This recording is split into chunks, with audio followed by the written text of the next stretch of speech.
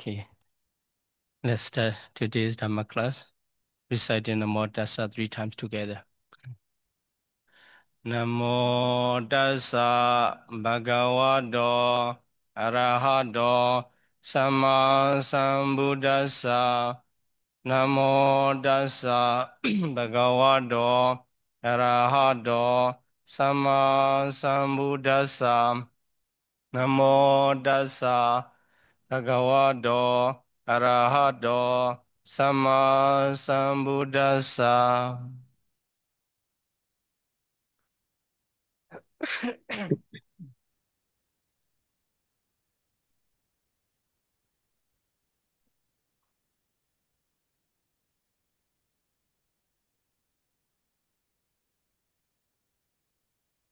Okay, today we are going to start the Bojjhanga Samyutta.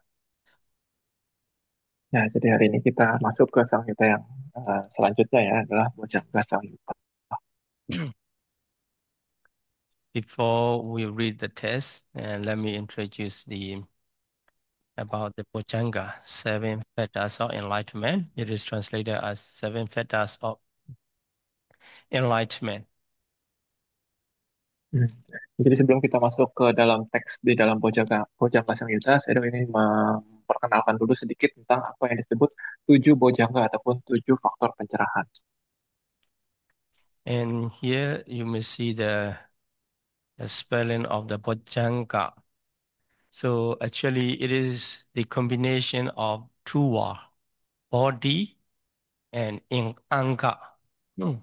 So body refers to the state of enlightenment and anga refers to the constituents or the supporting factors. Hmm.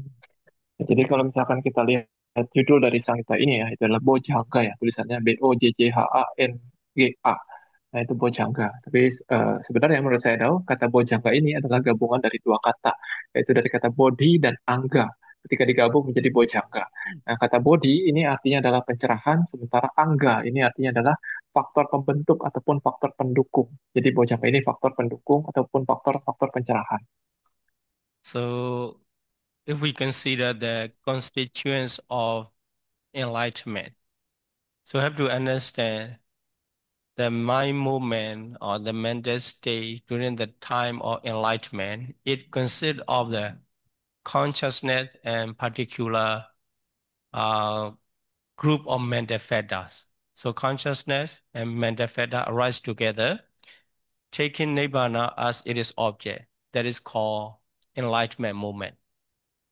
Hmm. Ya, jadi di sini eh, apa karena bojjhanga ini artinya adalah faktor penyusun ataupun faktor pendukung ataupun faktor pembentuk pencerahan. Di sini kita bisa tahu ya bahwa ketika momen pikiran kita itu mencapai pencerahan, ketika eh, kita benar-benar mencapai pencerahan, di situ akan terdapat satu kesadaran yang disertai beberapa faktor mental yang menyertainya. Nah, di situ faktor mental serta kesadaran yang muncul pada saat pencerahan itu mengambil nibbana sebagai objeknya. So in particular moment, our mind arise. So for example, seeing something through our eyeball, we see something. So the visible form, that is our object, and the consciousness take the object. At that moment, the group of mental factors arise together, and then we know it. So this is the process. Uh, Arising the every moment, our mind arise. At that moment, consciousness and mental factors are arising in the mentality process. Jadi saya mau menjelaskan ya, misalkan di setiap momen apapun ketika kita bertemu dengan suatu objek, maka di situ bisa muncul kesadaran pikiran. Contohnya ketika kita di kehidupan sehari-hari, misalkan kita melihat suatu bentuk ataupun suatu benda. Nah, di situ pikiran kita itu mengambil benda yang kita lihat tersebut sebagai objeknya. Jadi kesadaran itu mengambil objek. Lalu kesadaran ini akan disertai oleh faktor-faktor mental yang menyertainya. Sehingga kita bisa mengetahui objek itu adalah objek apa, seperti apa. Nah, jadi beginilah yang disebut proses munculnya kesadaran pikiran. So during the time of enlightenment, enlightenment also, at the end of Vipassana practice, the one comes to attain the enlightenment. At that particular moment, the consciousness directed to the Nibbana, know the Nibbana, and the other mentality groups, just like the feeling, context, and the mentality groups, mental factors also arise together, taking Nibbana as their object. That moment is called uh, enlightenment moment. Ya, jadi begitu juga ketika momen mungkin suatu hari nanti kita mencapai pencerahan di akhir dari latihan vipassana kita, di saat itu pun nanti kesadaran kita akan mengambil objek, tapi objeknya adalah nibbana ya pada saat itu. Begitu juga ketika kesadaran ini mengambil nibbana sebagai objek, faktor-faktor mental yang menyertainya seperti perasaan ataupun kontak itu juga akan muncul bersama dengan kesadaran ini dan sama mereka akan mengambil nibbana ini sebagai objek. Jadi momen seperti itu dikatakan sebagai momen pencerahan. Each of these consciousness and mental fetters can be considered as the fetters of enlightenment or the constituents of enlightenment. But especially seven fetters, now we are called Bojanga, are very actively working at the moment. That's why they are known as the Bojanga. They are known as the fetters of enlightenment. Hmm. Ya, jadi saya mengatakan sebenarnya ketika di momen pencerahan itu apa semua kesadaran dan juga segala faktor mental yang menyertai yang mengambil nibbana sebagai objek itu bisa disebut juga sebagai bojangga, sebagai faktor pencerahan gitu ya. Tapi kenapa di sini di pembahasan ini yang disebut sebagai bojangga hanya tujuh ini gitu. Ini dikarenakan karena sebenarnya tujuh faktor mental ini yang akan dijelaskan Sedo nanti itu mereka itu bisa dibilang yang paling dominan, yang paling aktif ketika momen pencerahan itu. Maka maka dari itu tujuh tujuh faktor mental ini dikatakan sebagai tujuh faktor pencerahan. So when we say the process of enlightenment, one practice satipatthana and finally attain the enlightenment. At the moment of enlightenment, the bojjhanga are completely cultivated and they are working actively at the moment of enlightenment. So this is the process, satipatthana and bojjhanga connection. Ya, jadi saya sudah mengatakan di dalam proses kita mencapai pencerahan, dalam proses latihan kita mencapai pencerahan, ya proses itu akan dimulai dengan kita berlatih satipatthana ya. Lalu sehingga nanti latihan kita matang, kita bisa mencapai kesadaran pencerahan. Nah, di saat munculnya kesadaran pencerahan itu, dikatakan pada saat itu, pada momen itu, bojangga kita, faktor pencerahan kita itu menjadi matang dan sangat aktif dan sangat dominan di saat itu. Makanya di saat itu dikatakan itu adalah momen pencerahan di mana ada faktor pencerahan, tujuh faktor pencerahan ini. Then second meaning is the supporting factors of enlightenment. So in this meaning, the bojjhanga are arising during the practice of Satipatthana way, the bojjhanga are developed. So they are leading the mind toward the enlightenment stage. That's why they become the supporting factors. So we will see in many sutta this meaning, this second meaning. Hmm. Ya, jadi kalau tadi penjelasan Shadow itu adalah kalau kita terjemahkannya bojangga ini sebagai faktor pembentuk, faktor pembentuk pencerahan. Tapi kalau misalkan kita terjemahkan bojangga ini sebagai faktor pendukung pencerahan, ini kita bisa mendapatkan arti yang lain ya. Kita bisa mendapatkan kesan bahwa bojangga ini, tujuh faktor pencerahan ini, dia itu muncul ketika kita saat kita berlatih satipatthana, saat kita belum mencapai pencerahan. Tapi kita justru mengembangkan tujuh faktor pencerahan ini, dan juga ketika tujuh faktor pencerahan ini kita kembangkan, dia akan membawa kita, mengarahkan kita menuju pencerahan ataupun nibbana. Nah, ini saya sudah mengatakan di berbagai sutta yang mungkin nanti akan kita bahas, kita akan bisa mendapatkan kesan-kesan seperti ini bahwa bojangga ini juga bisa berarti sebagai sesuatu yang akan mendukung ataupun mengarahkan ke arah nibbana. Also, they arise during the moment of or fruition consciousness, Palajita, and they are also still called Bojjhanga because they take Nibbana as their object. Hmm. Nah, saya sudah mengatakan juga sebenarnya tujuh faktor pencerahan ini juga muncul ketika kita mengalami kesadaran buah kesucian ataupun pahala cita ya. Dan pada saat itu pun sama pikiran masih mengambil nibbana sebagai objek dan di situ pun ada tujuh faktor pencerahan. So there will be two types, Lokuttara Bojjhanga at the moment of enlightenment and at the moment of fruition. They are called Lokuttara Bojjhanga, supramundane fetters or enlightenment. Jadi di sini kita bisa mengetahui ada dua jenis bojangga ya. Ini bojangga yang pertama adalah lokutara bojangga ataupun faktor pencerahan yang sudah adi duniawi. Ini maksudnya adalah faktor pencerahan yang muncul di dalam kesadaran jalan dan buah kesucian di Magga Cita dan Pahala Cita.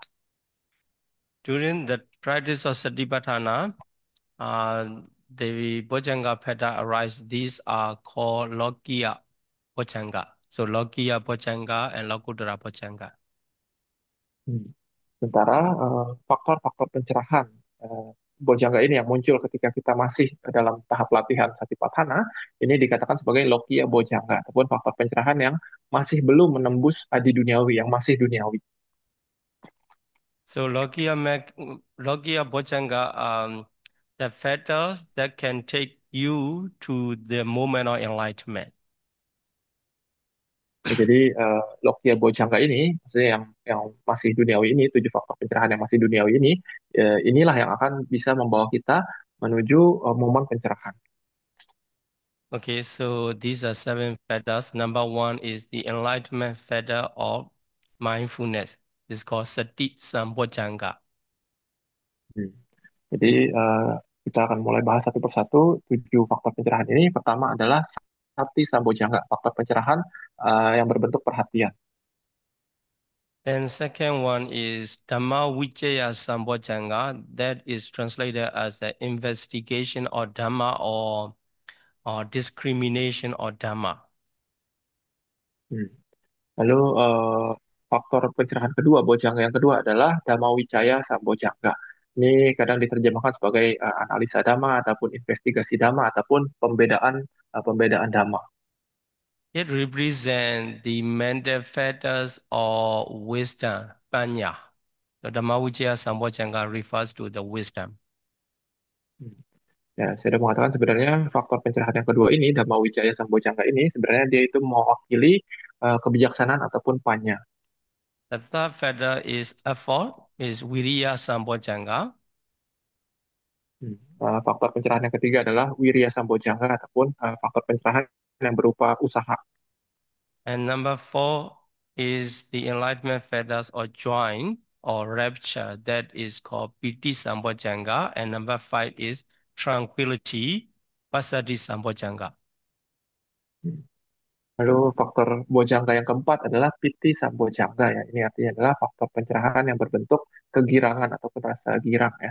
Sementara bojangga yang keempat adalah Pasadi Sambojangga. Ini artinya adalah faktor pencerahan yang berbentuk ketenangan. And these are particular mental fetters. If you study Abhidhamma, you see they are called mental fetter Citasika. Hmm. Nah, jadi saya sudah mengatakan sebenarnya faktor-faktor pencerahan yang barusan dijelaskan Piti Pasadi ini termasuk ke dalam faktor-faktor mental yang terdapat kalau misalkan kita misalkan pernah belajar Abhidhamma, kita mengetahui bahwa mereka ini adalah salah satu dari faktor mental. Then number six is concentration. That is called Samadhi Sambojjhanga. Uh, there's no Samadhi mental fetters.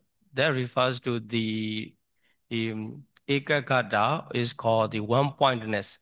So the quality of one-pointedness become strong at that moment, considered as the Samadhi. Hmm. Nah, lalu faktor pencerahan yang berikutnya adalah samadhi sambojangga. Ini artinya adalah faktor pencerahan yang berupa konsentrasi ya. Nah, tapi sebenarnya kalau di dalam Abhidhamma ataupun di dalam Cetasika, kita tidak ada samadhi Cetasika ya, tapi yang ada adalah Ekagata Cetasika. Jadi di sini Ekagata disamakan sebagai samadhi ataupun ketika Ekagata ini ketika faktor mental Ekagata ataupun keterpusatan batin ini menjadi sangat kuat, maka ini kita katakan sebagai faktor pencerahan yang berupa samadhi.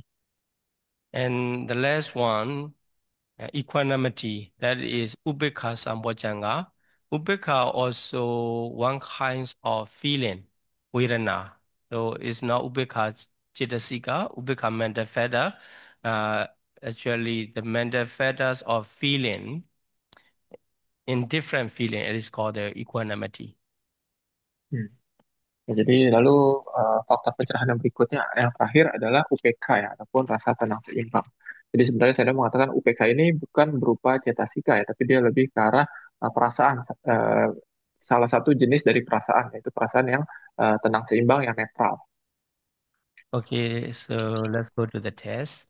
And here, Bojjhanga Samyutta, it has altogether uh, 18 workout, much more than Satipatthana Samyutta, but um, only 13 workout are considered as the really explain with come with the test, and the others are just repetition. So we will study altogether 130 sutta, little bit more than Satipatthana Samyutta. Ya, jadi di sini mari kita mulai masuk ke dalam teksnya ya, ke dalam teks Bojjhanga Samyutta. Di sini saya sudah menjelaskan bahwa di dalam Bojjhanga Samyutta ini terdapat 18 bab ya, 18 warga. Totalnya ada 366 sutta. Tapi sebenarnya menurut saya kalau di dalam teks sendiri eh, yang terdapat teksnya itu hanya 13 warga ya. Totalnya ada 130 sutta. Sementara 5 warga yang sisanya itu lebih ke arah pengulangan dari warga-warga yang sebelumnya. Jadi eh, apa tidak perlu dibahas juga tidak masalah. Jadi yang akan kita bahas di dalam Bojjanga Samhita ini adalah 13 loga pertama, totalnya 130 juta, sedikit lebih banyak daripada Satipatthana Samhita. But many sutta have a similar pattern, and also we have already studied in Satipatthana Samyutta, so will be faster. Hmm.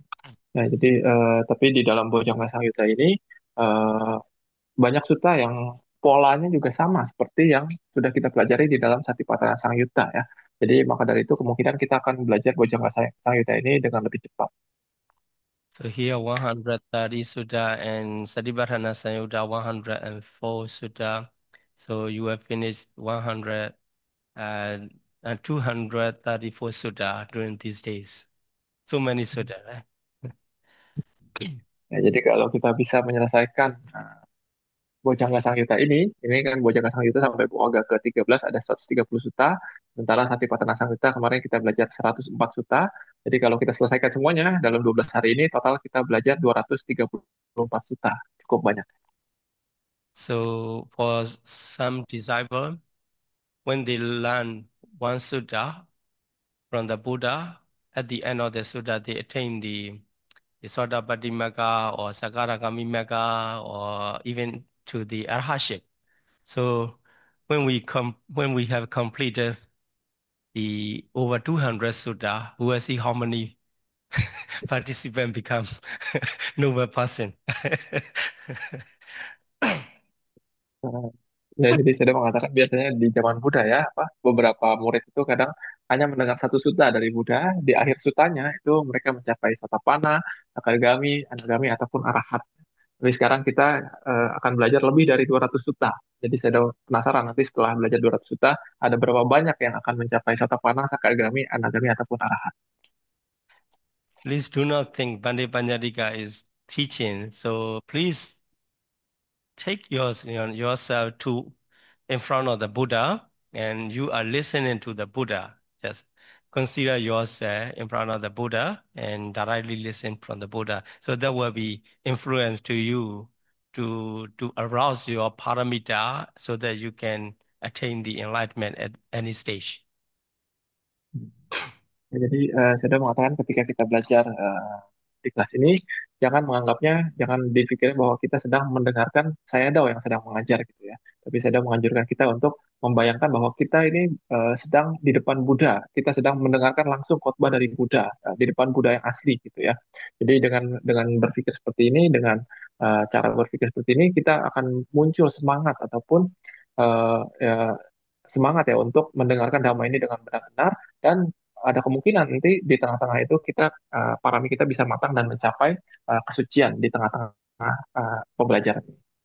Okay, let's start the mountain Pavadavaka Himalaya Sutta. We have already learned this Sutta in the Satipatthana Samyutta, the same teaching. So talking about the Nagas, the dragon, starting from on the mountain, they are acquiring the strength and nurtures their bodies. And when they become stronger and bigger size, they enter to the pool, lake, stream, river, and finally they reach to the ocean. Hmm. Dan kita masuk ke suta pertama ya dari Bojjanga Samyutta ini. Ini adalah tentang Himalaya, tentang tentang Himalaya ya. Jadi sebenarnya yang dibahas di suta ini perumpamannya itu sudah kita pelajari kemarin ya, tentang perumpamaan para naga. Para naga itu mereka memelihara tubuh mereka dan memperoleh kekuatan pertama awalnya itu di gunung. Lalu setelah mereka sudah memelihara tubuh mereka dan memperoleh kekuatan, mereka itu pergi ke kolam, lalu dari kolam mereka pergi ke danau, lalu ke sungai, lalu ke sungai besar, akhirnya mereka ke samudra.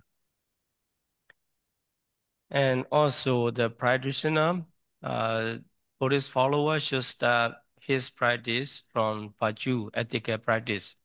So now you see the Buddha repeatedly encouraging the people, the disciple to practice Baju Sila first. So many disciples are easy to step from dana, but they just stop there, dana, not practicing Sila. So they cannot continue further. That's why Buddha encouraging. So here you see many Sutta even not mention about dana, satipatthana, bojjhanga. In the practical um, teaching, the Buddha start from the sila. Ya, jadi di sini demikian seperti layaknya para naga, mereka membesarkan tubuh mereka dari gunung, lalu ke kolam dan sebagainya. Begitu juga seorang biku dalam memulai latihannya harus dimulai dari sila ya. Jadi di sini kita bisa menangkap bahwa sebenarnya sila ini selalu diulang-ulang oleh Buddha untuk dikembangkan pertama kali, gitu ya.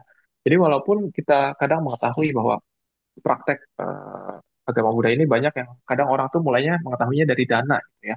Tapi saya ada mengatakan banyak orang yang setelah berdana, setelah mengembangkan dana, mereka berhenti di situ. Mereka tidak lanjut mengembangkan sila gitu. Jadi latihan mereka berhenti di situ.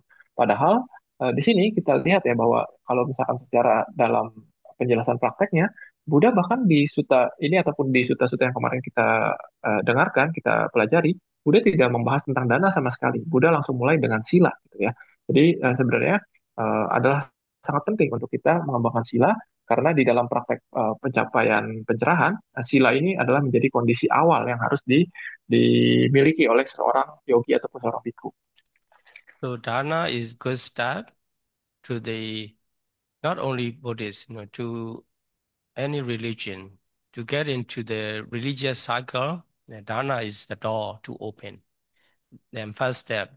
Then after they have to continue to the sila and bhavana. Hmm. Ya, jadi sebenarnya memang dana itu adalah suatu titik awal yang bagus ya untuk agama manapun sebenarnya, bukan hanya Buddhis gitu. Jadi biasanya orang itu masuk ke suatu agama tertentu itu ya dari pintu berdana ya. Nah, tapi kalau kita sebagai Buddhis, kita jangan sampai kita hanya berhenti di dana saja.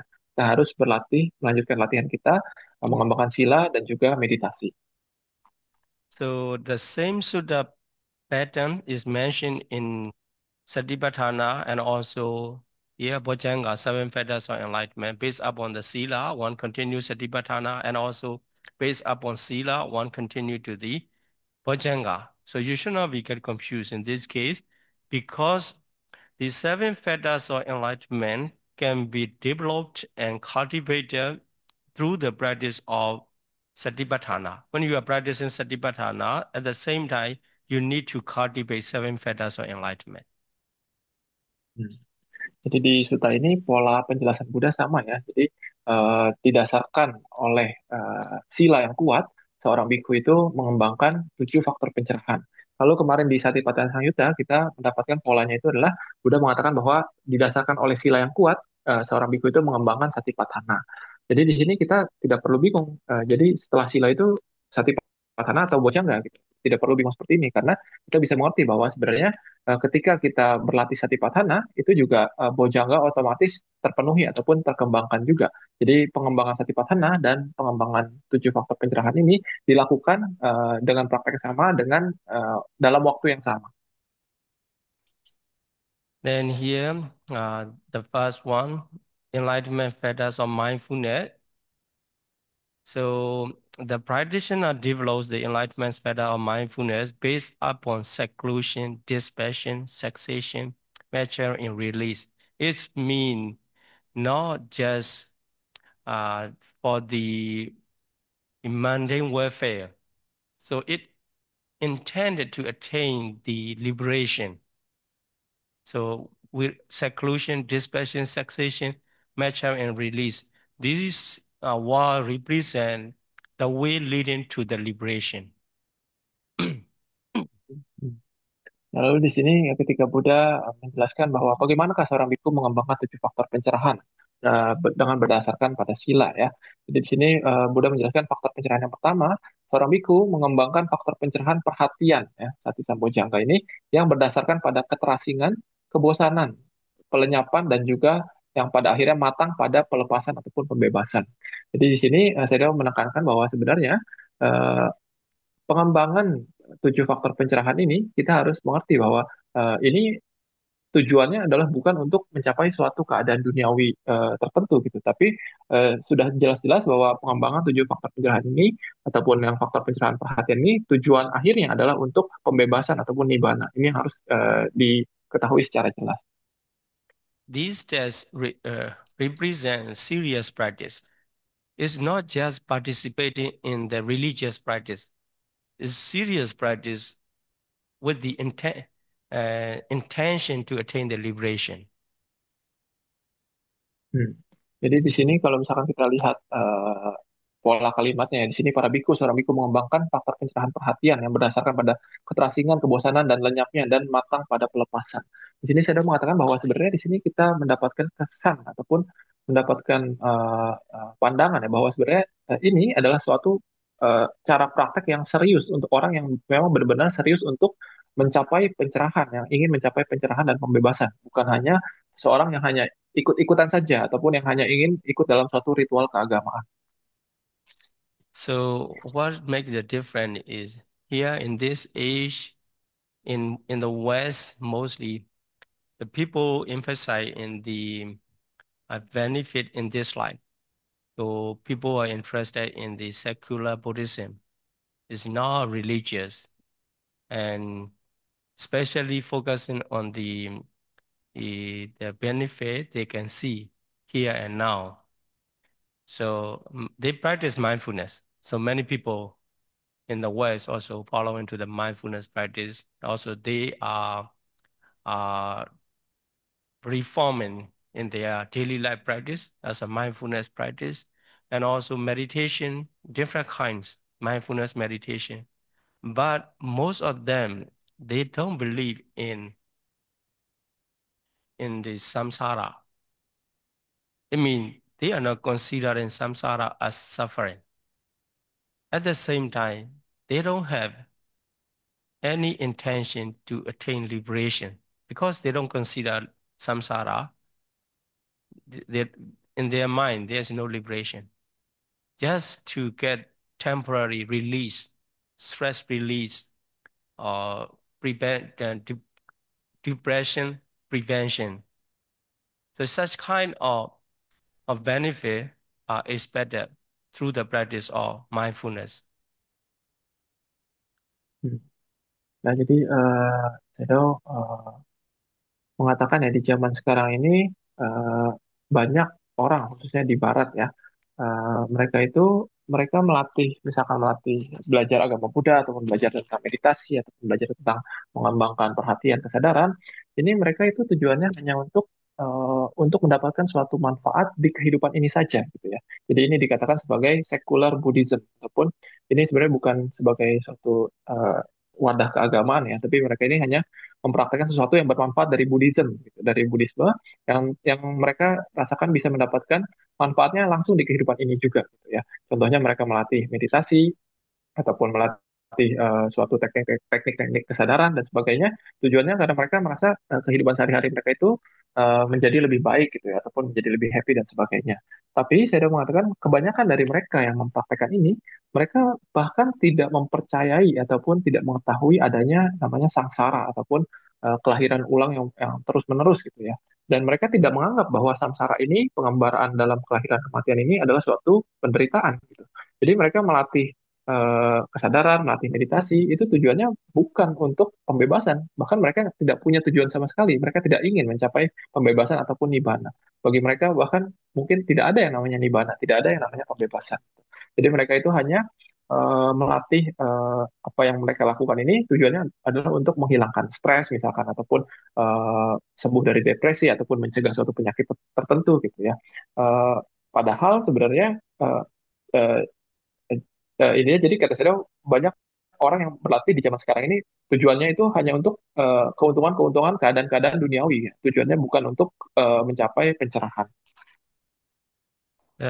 Buddha also include these benefits under the practice of mindfulness and satipatthana, soka pridevana samdhikamaya to overcome the sorrow and lamentation, etc. So, but it goes to nyayasa adhigamaya and finally nibbana sachikriyaya in order to realize the nibbana. So, the highest benefit of the practice is to attain the nibbana. This is the Buddha's intention in the teaching. Hmm. Nah, jadi padahal sebenarnya kalau misalkan kita lihat penjelasan Buddha ya tentang praktek satipatthana ataupun praktek menuju pencerahan, sebenarnya segala manfaat yang dijelaskan barusan ya, misalkan mengurangi stres dan sebagainya itu Buddha juga menjelaskan bahwa kita akan mendapat gitu ya. Dalam bahasa Palinya adalah soka paridewana atanggamaya dan sebagainya ya. Ini artinya adalah untuk menghilangkan rasa sedih dan ratap tangis gitu ya. Jadi tapi itu hanyalah manfaat pertama yang akan didapat kalau kita berlatih tujuh faktor pencerahan ini ataupun satipatthana gitu ya. Sementara Buddha menjelaskan ada manfaat-manfaat berikutnya, yaitu misalkan nyayasa adigamaya, artinya adalah untuk mencapai metode yang benar. Ataupun yang terakhir, manfaat yang terakhir yang paling tinggi adalah nibbana sa sacikiriyaya, artinya adalah untuk mencapai nibbana, untuk mencapai pembebasan. Jadi ada tahap-tahap yang dijelaskan oleh Buddha tentang keuntungan yang akan kita dapat ketika berlatih satipatthana ataupun bojjhanga ini. But anyway, the feathers or enlightenments are all are good qualities, so good positive qualities of mind. That's why when they are practiced, they are cultivated and developed, they will bring the good benefit. Nah, tapi kata Sedao tidak masalah ya, karena sebenarnya pada intinya tujuh faktor pencerahan ini yang akan kita bahas, semuanya adalah kualitas-kualitas yang baik ya, yang ketika dikembangkan, ketika dilatih, tentunya pasti akan mendapatkan, akan menghasilkan suatu kondisi yang menguntungkan juga bagi kita, yang baik untuk kita. Okay, so second sutta, the body, this is Kaya Sutta, Kaya body. So i- the body is sustained by the nutriment. So without nutriment, body cannot subsist. So in the same way, the negative factors, mental hindrances, and positive factors, Vajranga, all of them, they have a particular nutriment to exist, to subsist. Hmm. Dan lalu kita lanjut ke sutta kedua ya dalam Bojjhanga Samhita ini adalah Kaya Sutta, sutta tentang tubuh. Di sini Buddha menjelaskan bahwa para bhikkhu seperti halnya tubuh ini terpelihara oleh makanan, bertahan hidup dengan bergantung pada makanan dan tidak bertahan tanpa makanan. Demikian pula kelima rintangan batin itu terpelihara oleh makanan, bertahan hidup dengan bergantung pada makanan dan tidak bertahan tanpa makanan. Begitu juga tujuh faktor pencerahan itu bergantung pada makanan, bertahan hidup dengan pada makanan dan tidak bertahan tanpa makanan. And number one, Mendehenres's sensual desire to arise. When it is not arising yet, to arise, it need the nutriment. And also, when it is already arising and to increase and expand, it need the nutriment. So, what is the nutriment for the arising and increasing of sensual desire? So two factors here. Number one is the sign of beautiful. It's called the Subhanimita. Hmm. Nah, di sini lalu Buddha menjelaskan tentang tentang tentang rintangan batin yang pertama yaitu kama canda ya. Ataupun nafsu keinginan indrawi, nafsu indrawi ya. Di sini dikatakan bahwa apakah para biku makanan bagi munculnya keinginan indra, nafsu indra yang belum muncul dan apakah makanan bagi meningkatnya dan meluasnya nafsu indra yang telah muncul. Jadi bukan hanya makanan untuk kemunculannya, tapi di sini adalah makanan untuk yang membentuk nafsu indrawi itu untuk meningkat dan menyebar, ya. Jadi di sini yang menyebabkan ataupun yang menjadi makanan bagi nafsu indra untuk muncul dan menyebar ini adalah subha nimita, artinya adalah gambaran yang indah ataupun gambaran yang menyenangkan. So Subhanimita, what is Subhanimita? The sign of beautiful to give a rise to sensual desire is sensually attractive object. So sensually attractive object. That will be attractive for some people and for it will not be attractive for others. So it can be different. So you just need to know which one is attractive for you. That object, Hmm. sometimes it can be a handbag or it can be handphone or it can be flowers or a dress, whatever.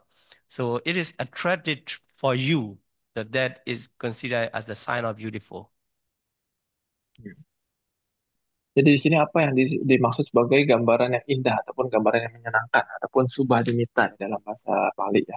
Jadi di sini maksudnya adalah sesuatu objek yang membuat kita itu bernafsu secara indrawi, misalkan yang terangsang secara indrawi, misalkan kita melihat sesuatu objek yang menyenangkan, misalkan eh, eh, handphone yang baru, iPhone yang baru misalkan gitu ya, ataupun bunga yang cantik, ataupun suatu tas yang mahal misalkan.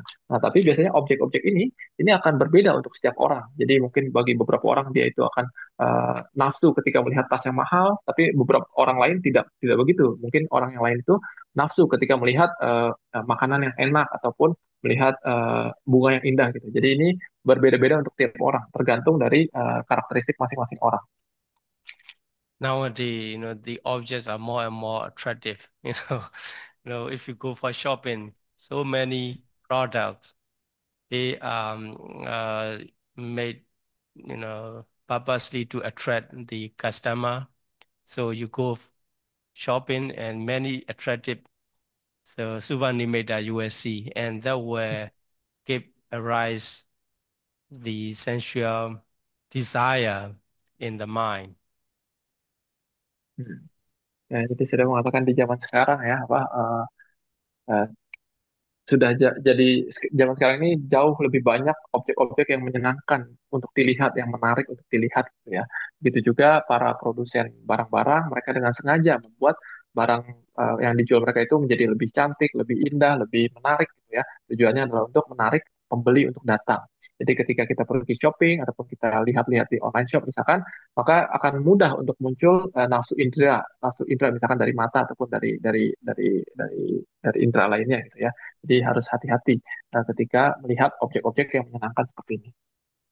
So people are more beautiful, right? So they have they how to say the technique to make more beautiful, like a plastic surgery, a makeup, cosmetic, different kinds, and even the taking photo, it can be different from the outside. So so many way make him more attractive. It means we have more chance to be attracted to arise sensual desire more and more. So this is the way during the Buddha time, maybe have less chance to arise the sensual desire. And now, in this age, more and more chance to arise sensual desire. Ya, jadi saya mengatakan juga di zaman sekarang juga orang makin lebih cantik-cantik, makin ganteng-ganteng gitu ya, dikarenakan banyak pengembangan teknologi, misalkan teknologi bedah plastik, ataupun make up-nya juga sekarang makin canggih, ataupun perawatan skincare mungkin ya, ataupun sekarang filter-filter apa Instagram misalkan itu juga filter foto juga apa bisa menipu gitu ya, apa menjadi lebih cantik kelihatan di sosial media. Jadi kalau kita tidak hati-hati dalam melihat ataupun mengkonsumsi ataupun melihat objek-objek yang menyenangkan tersebut, maka kita sekarang ini akan menjadi jauh lebih mudah untuk muncul yang namanya nafsu indrawi ini. Gitu ya. Jadi kata saya mungkin di zaman Buddha itu kesempatan ataupun kesempatan munculnya nafsu indra ini jauh lebih sedikit karena mungkin orang zaman dulu itu tidak secantik zaman sekarang, teknologinya juga tidak sebanyak zaman sekarang, make upnya tidak banyak seperti zaman sekarang gitu ya. Tapi sekarang ini kita jauh lebih banyak, jadi kita harus lebih hati-hati agar tidak muncul nafsu indra. So the sign of beautiful Subhanimeda is the uh, external nutriment or external condition. It itself is not enough to give a rise. So frequently giving careless attention only when it is approached by the Ioniso Manasikara. So careless attention or unwise attention. At the moment, it can give a rise sensual desire or increase. Hmm.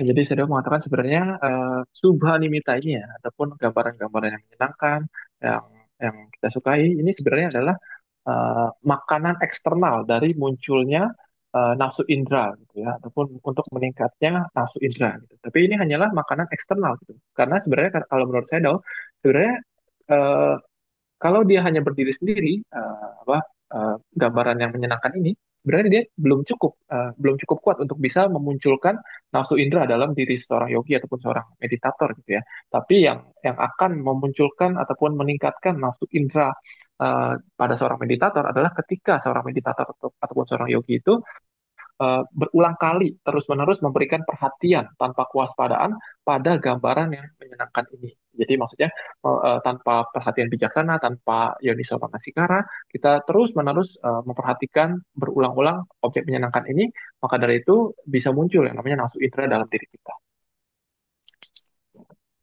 So for Araha, although they encounter the sign of beautiful, they will never arise the sensual desire because they never approach with a careless attention. So even the daughter of Mara trying to pursue the Buddha after enlightenment, the Buddha after enlightenment. So no no sensual desire arise because Yonisamanasikara always have. Hmm. Jadi saya sudah mengatakan ya, kalau untuk para arahat ya, bahkan jika muncul di depan mereka ini gambaran-gambaran yang menyenangkan bagi manusia biasa mungkin ya, misalkan wanita cantik ataupun apa, mereka tidak akan muncul yang namanya nafsu indra gitu. Dikarenakan seorang arahat ini selalu memiliki yang namanya yoniso manasikara, selalu memiliki perhatian yang didasarkan ataupun dilandaskan dengan pandangan benar ataupun kebijaksanaan gitu ya. Jadi mereka tidak akan muncul nafsu indera dalam diri mereka walaupun mereka melihat gambaran yang menyenangkan. Bahkan seperti yang kita tahu ketika Buddha sudah mencapai pencerahan, walaupun digoda oleh tiga anak perempuan Mara, tetap di dalam diri Buddha itu tidak muncul yang namanya nafsu indera karena Buddha ini selalu memiliki yoniso manasikara, perhatian yang bijaksana. So when you encounter the sign of beautiful Subhanameda, you have to keep careful attention or wise reflection, Yonisamanasikara, throughout these nimitta. Otherwise, with the careless attention, Ionisamanasikara, sensual desire will arise. So the only Ionisamanasikara, careless attention is internal condition or internal nutriment to arise the sensual desire. Hmm. Jadi saya menganjurkan kita kalau misalkan kita melihat suatu objek yang menyenangkan, pada saat itu kita harus hati-hati ya, kita harus hati-hati dan menjaga pikiran kita agar selalu yoniso manasikara, selalu dengan perhatian benar dan kebijaksanaan, agar tidak muncul yang namanya nafsu indrawi gitu ya. Jadi uh, di sini sebenarnya yang menjadi makanan internal dari munculnya nafsu indrawi itu adalah pikiran yang tidak bijaksana, ayoniso manasikara. Jadi ayoniso manasikara inilah yang menjadi makanan internal dari muncul dan berkembangnya pikiran yang penuh nafsu. So here the explanation about the Ionisomanassikara. What is mean Ionisomanassikara? Careless attention. It is here defined as the unmethodical attention, off-track attention. I mean the way of paying attention that cannot bring the welfare and happiness because they are not rightly or properly approach to the object. Nah, di sini saya dapat menjelaskan sedikit ya apa yang dimaksud penjelasan dengan Ioniso Manasikara ataupun perhatian tidak bijaksana gitu ya. Di sini ada tulisannya adalah Ioniso Manasikara ini adalah perhatian yang tidak sistematis, tidak tidak sesuai metode ataupun perhatian yang salah jalan, salah jalur ya, off track ya. Di sini juga dikatakan pikiran ini dikatakan salah jalur ataupun tidak tepat dikarenakan pikiran ini tidak bisa membawa kebahagiaan ataupun membawa keuntungan bagi kita karena pikiran ini kita kita arahkan dengan cara yang tidak tepat. Sometimes it can bring short-term enjoyment, but not really welfare and happiness for long term. So it should be decided through uh, the resultant or benefit. Hmm. Ya, jadi di sini walaupun Ioniso Manasikara ini ya perhatian tidak bijaksana ini, mereka saya sudah mengatakan bisa membawa namanya kesenangan sesaat ya. Tapi sebenarnya kalau kita tarik dalam jangka waktu panjang, sebenarnya Ioniso Manasikara ini tidak membawa manfaat jangka panjang untuk kita, tidak menghasilkan kebahagiaan jangka panjang bagi kita. Maka dari itu dikatakan bahwa perhatian seperti ini nih tidak bermanfaat ataupun salah jalan. According to the commentary explanation, so a- attention directed to impermanent as permanent, not in the right way. So impermanent, it already have an impermanent nature, but consider it as a permanent, the sense of permanent, and suffering as happiness, selfless as self, and false as beautiful. So not penetrating, it is the nature behind, just taking the surface displays and approaching that is a Ionisomanassikara. Lalu di dalam kitab komentar juga diberikan penjelasan lebih lanjut ya tentang Ioniso Manasikara ini. Jadi dikatakan bahwa pikiran yang tidak tidak bajik ini, pikiran yang Ioniso ini dikatakan adalah pikiran yang diarahkan, yang menganggap sesuatu yang tidak kekal sebagai kekal, menganggap sesuatu eh, eh, yang tidak memuaskan sebagai memuaskan, menganggap sesuatu yang tanpa inti sebagai memiliki inti, menganggap sesuatu yang menjijikan ataupun tidak menyenangkan sebagai menyenangkan. Jadi ini adalah pikiran-pikiran yang tidak bisa menembus sifat asli dari sifat sejati dari berbagai fenomena. Gitu ya. Mereka hanya melihat sifat luarnya, kulit luarnya dari fenomena tersebut dan menganggap itu sebagai kebenaran. Maka dari itu ini disebut sebagai perhatian yang tidak bijaksana ataupun perhatian yang tidak tepat. Okay, second Mende hindrance, Vyabhata, evil. So to give a rise evil, the sign of repulsive. So something the opposite to the attractive. So this is repulsive. If you approach with the careless attention, that will give a rise the evil anger. Hmm. Nah, lalu kita lanjut ke yang berikutnya ya di sini. Jadi katakan apa yang menjadi makanan dari munculnya eh, rintangan batin yang berupa kebencian ataupun niat buruk ya, gitu, ataupun permusuhan. Di sini dikatakan bahwa yang menjadi landasan ataupun menjadi makanan dari munculnya permusuhan ataupun niat buruk tersebut adalah gambaran yang menjijikan ataupun gambaran yang tidak menyenangkan. Jadi ini adalah makanan bagi munculnya kebencian yang belum muncul ataupun meningkatnya kebencian yang telah muncul. So that is the object that can give arise your anger. Whatever object, someone not happy with you, or something cause you uncomfortable. Uh, so these are the object of repulsive. You cannot like it. So you cannot happy with that. But frequently pay attention on that, your anger will arise. So just now you consider about your enemy, somebody, disturb you, somebody make you a problem. Then more and more you are considering about him or her, the anger arise. Hmm. Jadi sama seperti yang sebelumnya ya bahwa eh, objek yang tidak menyenangkan ini adalah objek-objek yang tidak kita sukai ya. Misalkan orang yang orang yang kita benci ataupun kita melihat sesuatu yang membuat kita tidak nyaman, maka ini adalah makanan dari munculnya kebencian yang belum muncul ataupun berkembangnya kebencian yang sudah muncul gitu ya. Tapi yang akan membuat ini menjadi lebih parah adalah ketika kita selalu mengarahkan pikiran kita lagi dan lagi kepada objek yang tidak menyenangkan tersebut, kepada gambaran yang tidak menyenangkan tersebut. Jadi semakin kita mengingat musuh kita, semakin kita mengingat kejadian yang tidak kita sukai, maka kebencian ataupun rasa tidak suka itu akan mudah untuk muncul dan berkembang dalam diri kita. Okay.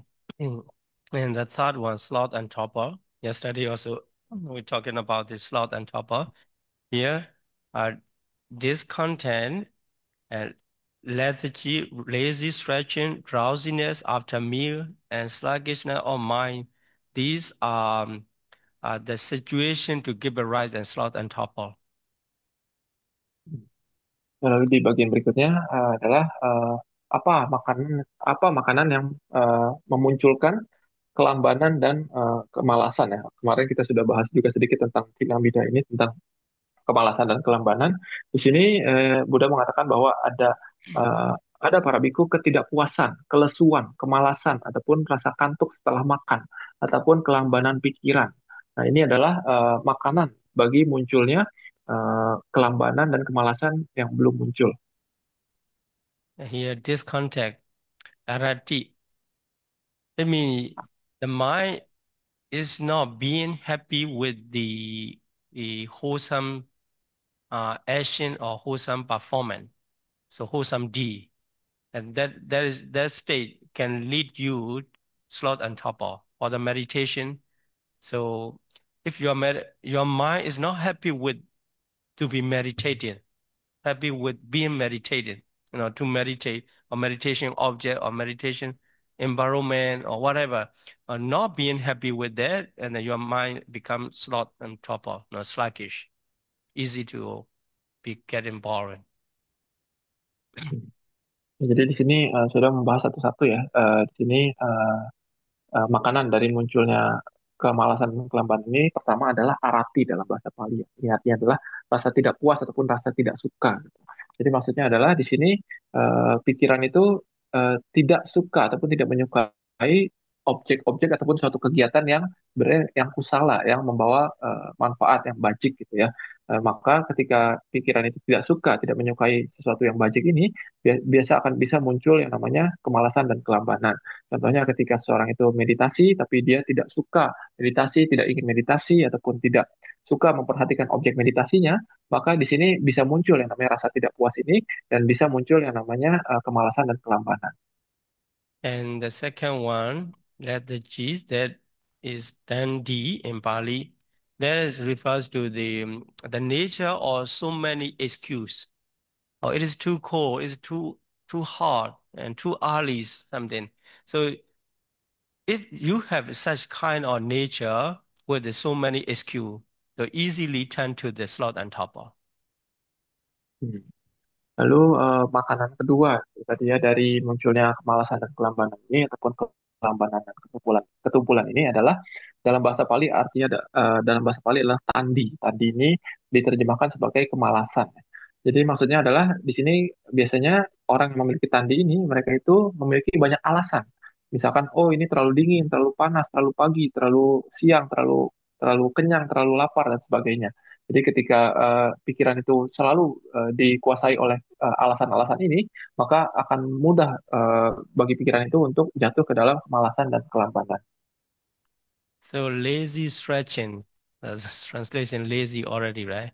So the behavior, your physical behavior, stretching because you feel getting tired or something lazy.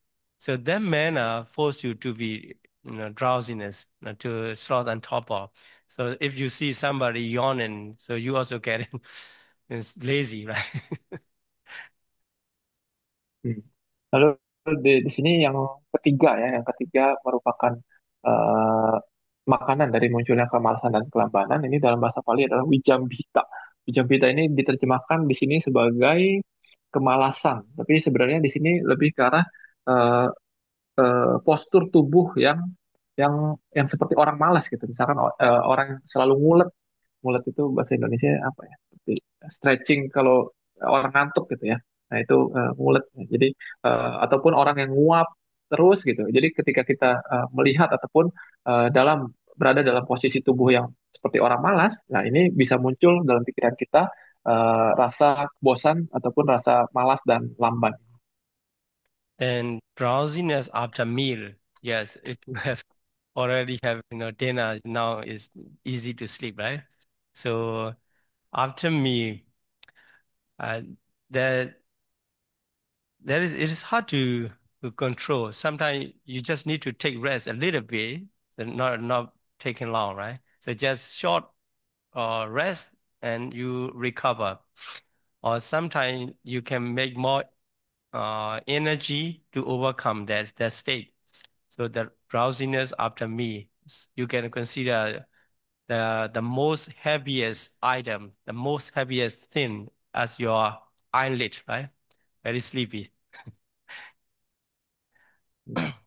Lalu makanan yang keempat ya dari munculnya kemalasan dan kelambanan ini adalah dalam bahasa Bali adalah bata samado ya. Ini artinya adalah rasa kantuk setelah makan. Ya. Jadi kata saya mungkin sekarang kalian di sana sudah habis makan malam, jadi mungkin ada beberapa yang ngantuk gitu ya.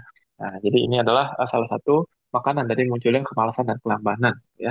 Saya mengatakan sebenarnya memang agak sulit untuk mengontrol munculnya rasa kantuk ini setelah makan ya. Jadi kadang untuk mengatasi rasa kantuk setelah makan ini bisa diatasi dengan kita istirahat sejenak gitu ya, lalu nanti langsung kita segar lagi, ataupun kadang kita bisa dengan cara paksa ya, ataupun kita memunculkan semangat untuk mengatasi rasa ngantuk ini. Karena kata saya biasanya ketika rasa ngantuk muncul, biasa hal yang paling berat di dunia itu adalah kantong mata kita, kelopak mata kita itu yang paling berat. And sluggishness of mind. The state refers to, for example, if you bring the plastic bag toward the fire, it shrink back, like this. So your mind is backing off from something to be done. So I have I have to do this, but still the mind is not actively working and taking back. Just like in the winter time, you have to take shower and cold water. Oh no, no. This is the same way. Whenever we're trying to perform the wholesome deed, our mind is not active. Ya, lalu yang kelima ya dari makanan penyebab munculnya kemalasan dan kelambanan ini adalah pikiran yang lamban, kelambanan pikiran. Jadi saya mengatakan di sini bagaikan seperti eh, pikiran yang mengerut gitu, seperti eh, kalau kita bakar plastik gitu ya, plastiknya itu jadi mengerut dan mengecil gitu. Jadi maksudnya pikiran ini dia tidak tidak mau untuk mengerjakan sesuatu yang harus kita lakukan. Jadi pikiran ini tidak aktif dan tidak semangat untuk mengerjakan sesuatu yang memang seharusnya kita lakukan. Misalkan ketika kita harus melakukan kewajiban kita ataupun kita ingin berbuat baik, ataupun misalkan di musim dingin gitu ya, mungkin di Amerika ketika musim dingin kita harus mandi. Nah, itu kadang pikiran itu tidak ingin untuk maju, untuk semangat untuk mengerahkan usaha. Nah, ini adalah makanan dari munculnya rasa malas dan lambat. So by seeing this condition of the sloth and torpor, we understand that we should keep our physical position to be active and in the right position. And also our mind, we should observe our mental state when it is sluggish, and we should try to activate our courage. Hmm.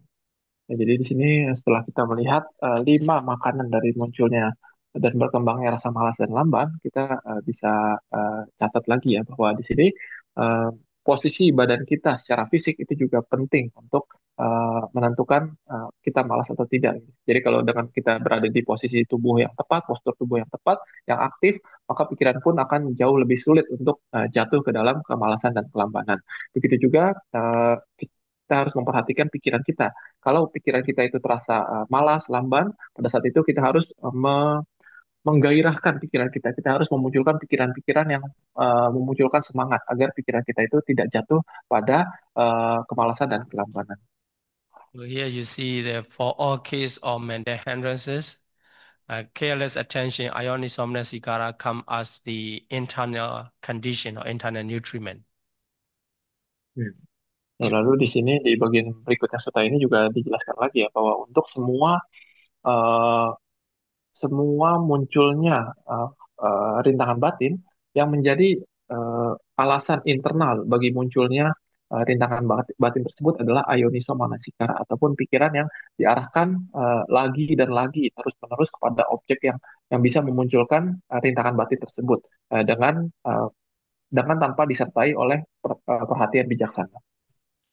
And the next mental hindrance is restlessness and remorse. So restlessness is the mind is stretching around, straying around, and remorse is regretting something already done or something missing. These are mental hindrances. Ya, lalu di bagian berikutnya Buddha menjelaskan tentang makanan bagi munculnya rintangan batin yang berikutnya yaitu adalah kegelisahan dan penyesalan. Jadi di sini yang disebut sebagai kegelisahan adalah pikiran yang tidak tenang, yang tidak bisa diam, sementara penyesalan adalah pikiran yang selalu memikirkan sesuatu yang sudah terjadi ataupun yang belum dilakukan. So for these two factors, there's there's there's no external, there's internal one, unsettledness of mind and the ionisomnia sikara. So here, according to the commentary, yeah, unsettledness of mind, it refers to the same, the nature of restlessness and remorse themselves. So they can give a rise by causing by themselves, repetition. For some other reason, it reached to the restlessness state. So because the mind is restlessness, so it continues such kind of state. And also remorse, thinking about something you had done repeatedly and then you are regretting again and again. So with the careless attention, it continue. Hmm. Nah, jadi di sini dikatakan bahwa eh, makanan bagi munculnya kegelisahan dan penyesalan yang belum muncul itu adalah pikiran yang tidak tenang ataupun pikiran yang tidak yang kacau dan juga makanan internalnya adalah ayonisa manasikara ya, ataupun pikiran yang tidak disertai dengan kebijaksanaan. Jadi di sini di dalam kitab komentar dijelaskan bahwa sebenarnya pikiran yang tidak tenang itu juga merupakan sifat alami ataupun sifat dari kegelisahan dan penyesalan itu sendiri gitu. Jadi maksudnya adalah eh, dikarenakan adanya Ayoniso Manasikara, dikarenakan pikiran yang diarahkan secara terus-menerus kepada pikiran yang seperti itu, pikiran yang tidak tenang, pikiran yang membuat gelisah dan membuat menyesal, dengan diarahkan terus-menerus kepada hal yang sama, terus-menerus, maka akan muncul kegelisahan dan penyesalan yang baru, yang terus-menerus, jadi semakin berkembang dan semakin semakin besar gitu ya. Jadi ini makanan bagi munculnya penyesalan dan kegelisahan yang baru adalah eh, pikiran pikiran yang gelisah dan pikiran yang menyesal itu sendiri gitu. Jadi seperti eh, menjadi makanan bagi dirinya sendiri. So for the less mental hindrance, the doubt, vicikiccha, is simply a basis for doubt and careless attention. So here, basis for doubt can be a different way. In the Savasava Sutta, it is mentioned that if somebody thinking, was I born in the past? So the doubt come. Maybe Hmm. I was born, or maybe I wasn't born. No, no answer at all. Beyond the knowledge, just thinking about something beyond the knowledge, and just thinking about the future, or where I'm born. Shall I born in the future? If he does not have enough knowledge to see no answer and just think that the doubt is developing. So such kind of thoughts are basis for doubt. And also no answer for you and you just thinking about something about universe and you have no answer. You have nobody to give you convince. Although somebody give you the answer also, you still whether it is correct or not, right? Still doubt. So these are basis for doubt. Hmm. Lalu untuk rintangan batin yang berikutnya ya adalah keraguan-raguan ya. Di sini Buddha mengatakan bahwa yang menjadi makanan bagi munculnya keraguan-raguan dan meningkatnya keraguan-raguan adalah beberapa adalah hal-hal yang melandasi keraguan-raguan, hal-hal yang bisa memunculkan keraguan-raguan dan pikiran yang diarahkan terus-menerus tanpa perhatian bijaksana kepada jenis-jenis pikiran yang seperti itu yang bisa memunculkan keraguan-raguan. Jadi saya mengatakan bahwa apa yang dimaksud dengan pikiran yang bisa memunculkan keraguan-raguan, di sini saya memberikan referensi ada satu penjelasan Buddha di dalam Sabha Sawa Sutta ya. Di sini di dalam sutta tersebut dikatakan bahwa salah satu alasan bagi munculnya keraguan-raguan adalah seseorang itu memikirkan sesuatu yang eh, di luar pengetahuannya ataupun dia memikirkan tentang masa lalu maupun masa depan. Misalkan dia pikir bahwa dulu saya di kehidupan lalu jadi apa ya? Dulu saya lahir di mana ya? Dulu saya namanya siapa ya? Ataupun nanti di kehidupan selanjutnya saya lahir jadi apa ya? Saya sebagai apa ya? Saya jadi orang seperti apa ya? Ataupun hal-hal yang seperti ini yang sifatnya di luar pengetahuan kita gitu. Jadi dikarenakan data dikarenakan pengetahuan yang kita punya tidak cukup, maka ketika kita makin memikirkan hal-hal tersebut, makin mengarahkan pikiran kita kepada hal-hal tersebut, maka keraguan-keraguan itu makin muncul dan makin besar gitu ya. Ataupun misalkan kita memikirkan tentang ujung dunia ataupun planet-planet lain gitu tentang alam semesta gitu. Karena kita tidak memiliki pengetahuan yang cukup ataupun bahkan misalkan ada orang kita tanya ke orang lain lalu orang lain menjawab kepada kita gitu ya. Tapi kita tahu bahwa orang tersebut kadang kita masih ragu dengan jawaban orang tersebut. Jadi kadang pikiran-pikiran seperti ini adalah yang menjadi landasan dari munculnya dan berkembangnya keraguan-raguan yang baru maupun keraguan-raguan yang menjadi lebih besar.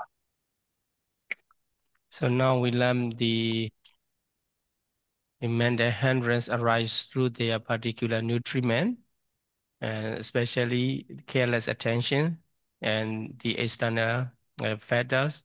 So we have to learn through our experience so that we can prevent from their arising and we can and decrease in their level of arising. Hmm.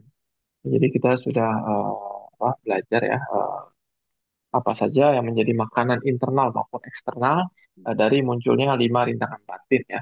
Tapi saya sudah mengatakan kita tetap harus berlatih melalui pengetahuan kita sendiri, melalui pengalaman kita pribadi, agar kita bisa lebih ahli dalam mencegah uh, rintangan batin yang belum muncul ataupun lebih ahli dalam mengurangi rintangan batin yang sudah muncul. Not only mental hindrance arise and increase through the nutriments, the enlightenment factors are also arising and increasing through the nutriments. Hmm. Lalu di bagian berikutnya dari suta ini, bukan hanya Buddha menjelaskan tentang makanan bagi munculnya rintangan batin, tapi di sini Buddha juga menjelaskan bahwa 7 faktor pencerahan itu juga munculnya dikarenakan oleh suatu sebab makanannya, dan berkembangnya juga dikarenakan suatu sebab makanan. So in the Pali text, the Buddha just give the simple interpretation the basis for enlightenment factors of mindfulness and careful attention.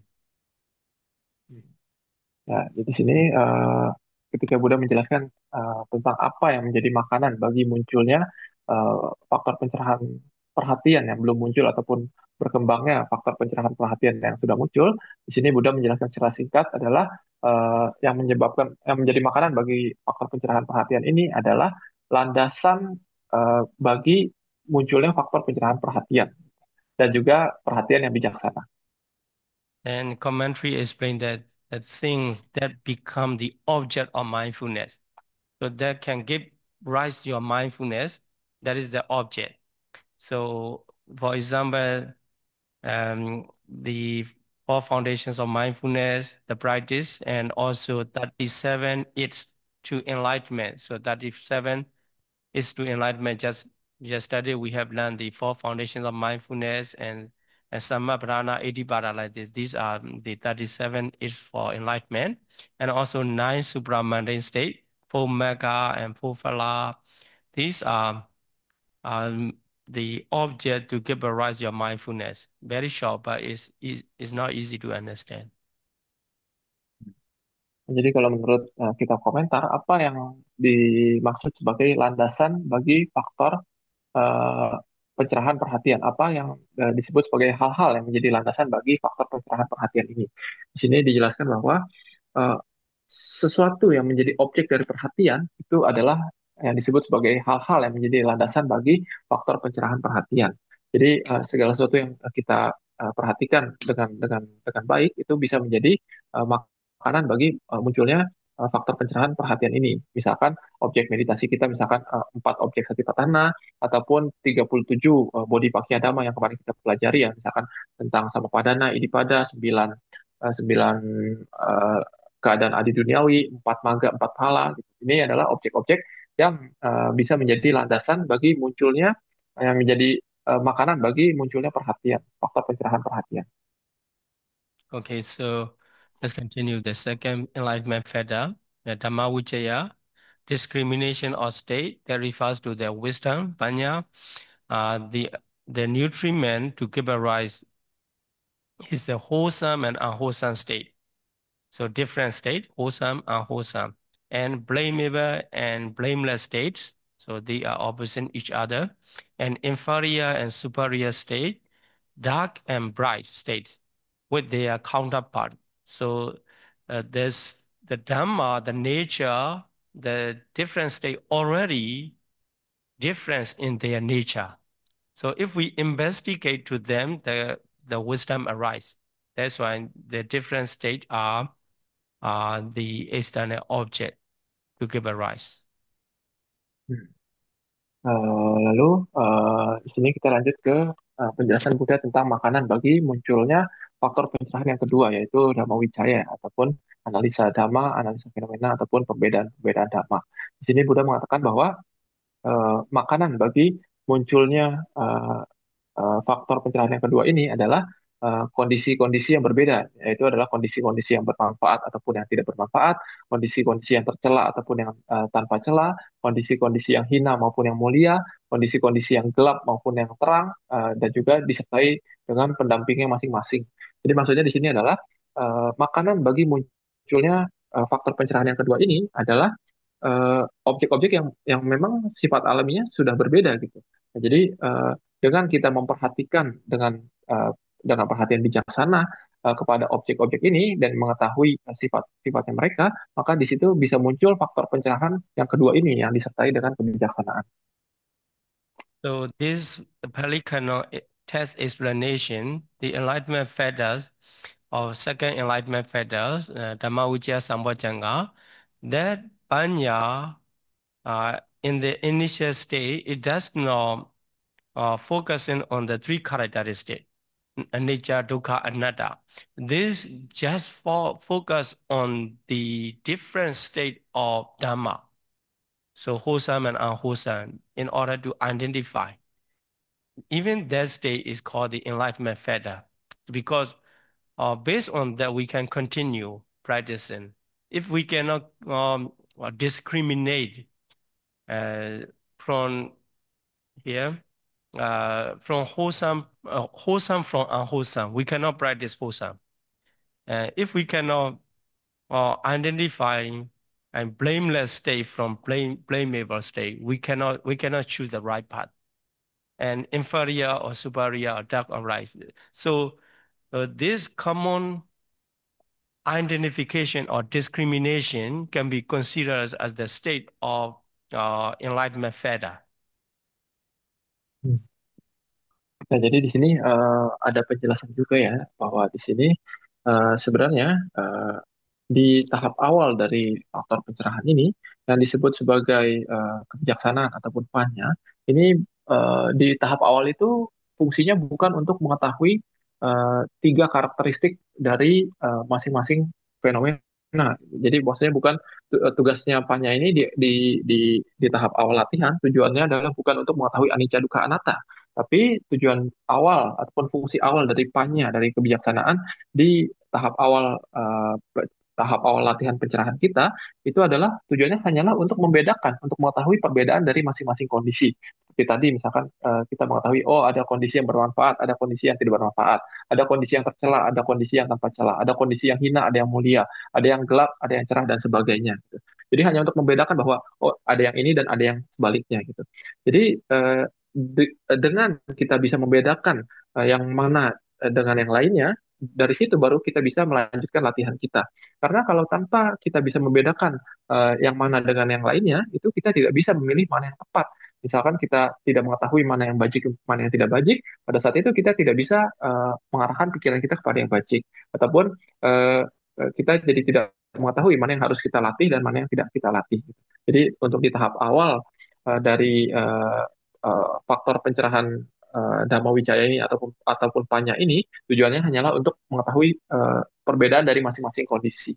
Okay, so now you are learning to be able to identify wholesome from unwholesome. So this also causing your second enlightenment feather to arise, learning and trying to differentiate or discriminate a different nature or dhamma.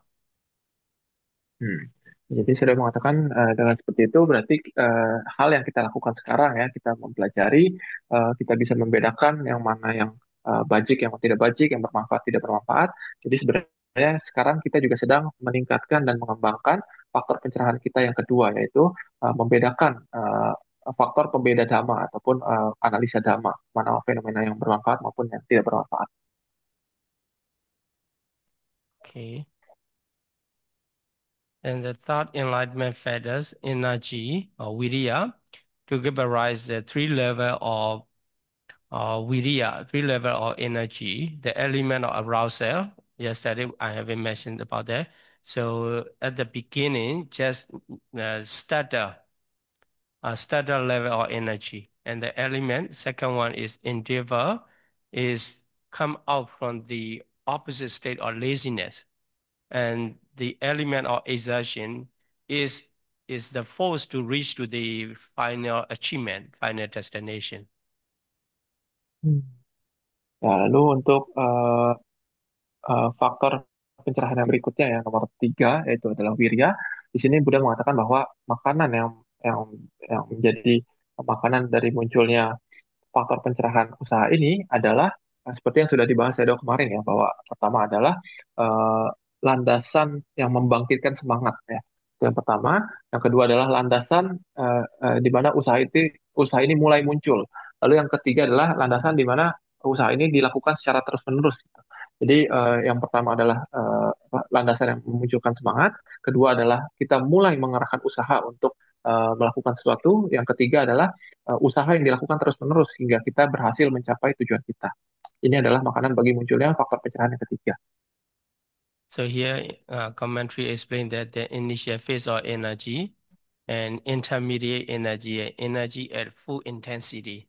So, so when you make effort at the beginning, your effort is not enough to accomplish any task, but later on you make more effort, or you get just like your car speeding up, then finally you get the full energy, and that can make accomplish in any task.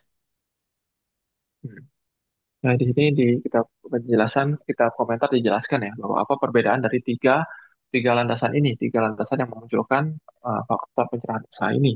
Jadi di sini dikatakan bahwa landasan yang pertama yang aramba datu itu adalah keadaan di mana kita mulai memunculkan semangat ataupun usaha. Jadi di sini eh, apa kekuatan usahanya itu masih sangat minimal gitu ya, tapi sudah mulai muncul. Sementara untuk yang kedua, yang nikah datu itu adalah ketika kondisi di mana usaha kita ini sudah mulai sudah mulai memanas gitu, tapi belum maksimal.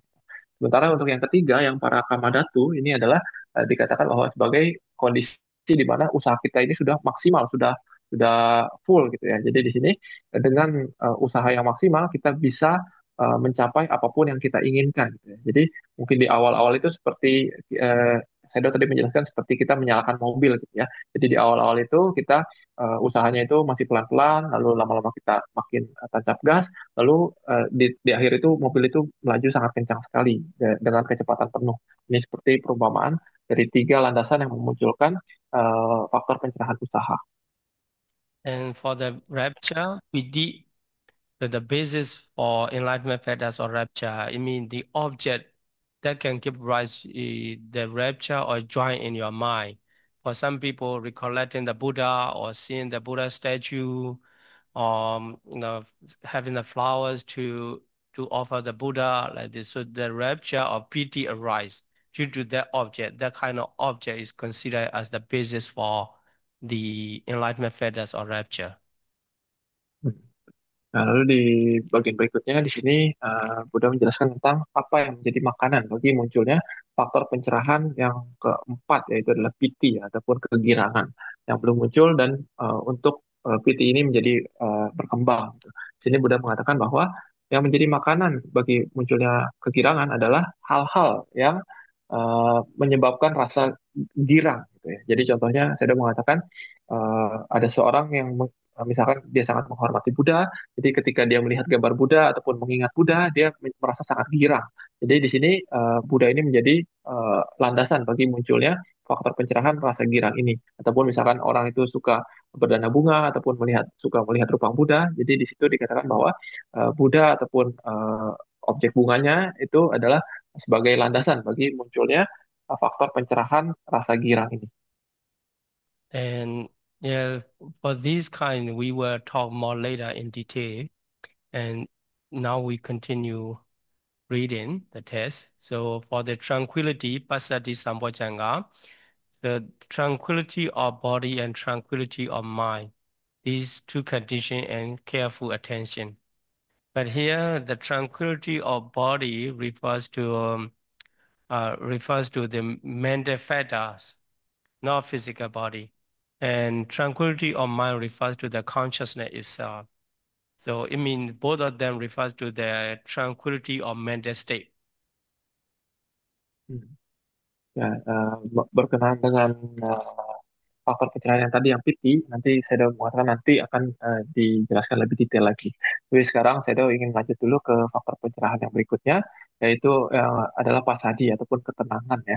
Di sini dikatakan yang menjadi makanan bagi eh, munculnya faktor pencerahan ketenangan ini ada dua, yaitu adalah ketenangan jasmani dan ketenangan batin ya, dan disertai dengan pikiran yang perhatian yang bijaksana.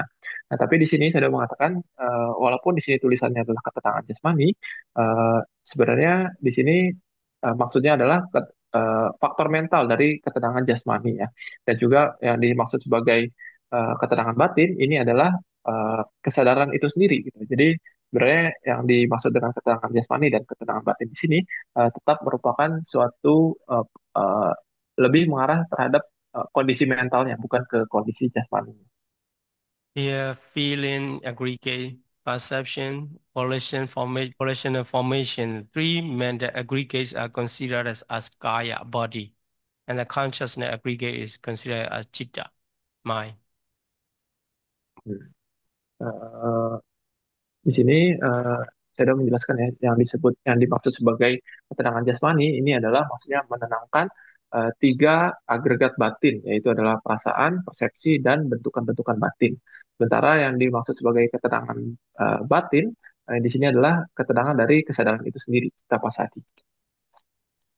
Then the concentration, samadhi, sambojjhanga, the sign of serenity and the sign of dispersal, these two, so samatha and samatha nimitta, abhyaka nimitta, these two are the external object, external nutriment and the careful attention. Hmm. Lalu untuk faktor pencerahan yang berikutnya, yaitu faktor pencerahan samadhi ya, ataupun konsentrasi, di sini Buddha mengatakan bahwa yang menjadi makanan bagi munculnya faktor pencerahan konsentrasi ataupun samadhi ini adalah gambaran ketenangan dan gambaran yang tidak kacau, gambaran yang tidak pecah gitu ya. Ini samadhi nimitta dan abhyaga nimitta ya. Dan juga disertai dengan pikiran ataupun perhatian yang waspada, perhatian yang bijaksana yang diarahkan terus-menerus kepada dua gambaran ini. So all of this come in the two words, but actually the nature of calmness. If you see the the water in the lake very peaceful, that become the state, the sign of serenity, or sometimes the how you say the green land you see and forest, something make your mind calm. That consider as the sign of serenity, and naturally it influence to your mind and to come down. Hmm. Ya, jadi di sini saya ingin memberikan contoh sedikit ya tentang yang disebut sebagai samatha nimitta ataupun gambaran ketenangan ini ya. Jadi contohnya adalah ketika kita melihat sesuatu yang bisa membuat pikiran kita itu tenang gitu. Misalkan kita melihat danau yang tenang gitu ya. Kita dengan melihat danau tersebut pikiran kita menjadi tenang, menjadi rileks, santai, tenang, terkonsentrasi. Ini berarti dia itu juga termasuk ke dalam gambaran yang memberikan ketenangan gitu ya. Ataupun misalkan kita melihat padang rumput ataupun hutan gitu ya. Pikiran kita menjadi damai, maka itu juga bisa dimaksud, bisa dibilang bahwa itu sebagai gambaran yang menyebabkan ketenangan. Or the equanimity, simply just a basis for enlightenment fetters or equanimity.